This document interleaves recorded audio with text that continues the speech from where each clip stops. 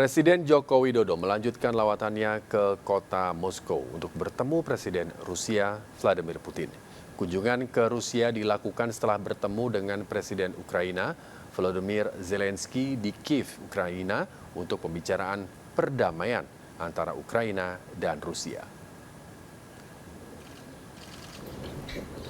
Rombongan Presiden Joko Widodo yang didampingi Ibu Iriana tiba di kota Przemyśl, Polandia setelah kunjungan singkatnya ke kota Kiev, Ukraina. Presiden Jokowi mendapat pengawalan ketat dari Pas Pampres dan petugas keamanan dari Ukraina.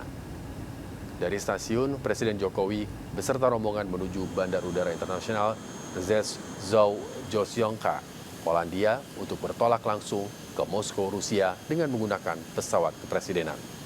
Presiden dijadwalkan akan melakukan pertemuan dengan Vladimir Putin di Kremlin.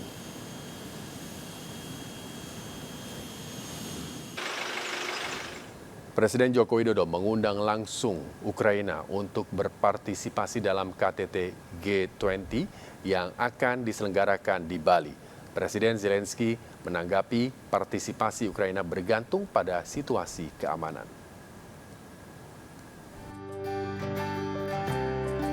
Presiden Joko Widodo menyampaikan undangan secara langsung pada Presiden Ukraina Volodymyr Zelensky untuk berpartisipasi dalam KTT G20 yang akan diselenggarakan di Bali November mendatang.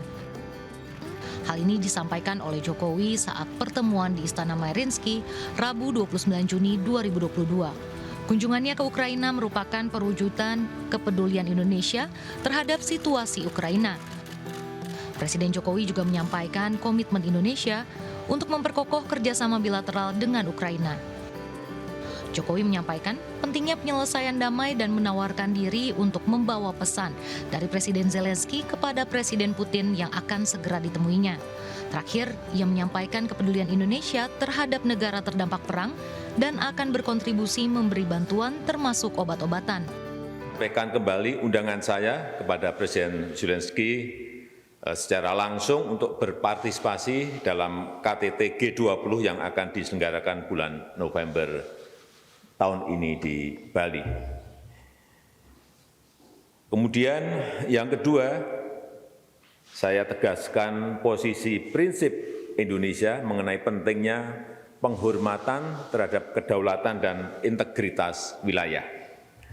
Yang ketiga, walaupun masih sangat sulit dicapai, saya tetap sampaikan pentingnya penyelesaian damai dan spirit perdamaian tidak boleh pernah luntur. Terima kasih atas dukungan Anda sebagai Presiden G20 dan saya berterima kasih kepada Yang Mulia atas undangan Anda untuk saya hadir ke KTT G20 dan saya menerima undangan tersebut, tapi kehadiran Ukraina akan bergantung terhadap situasi keamanan di negara kita dan juga komposisi partisipan yang ada di KTT tersebut.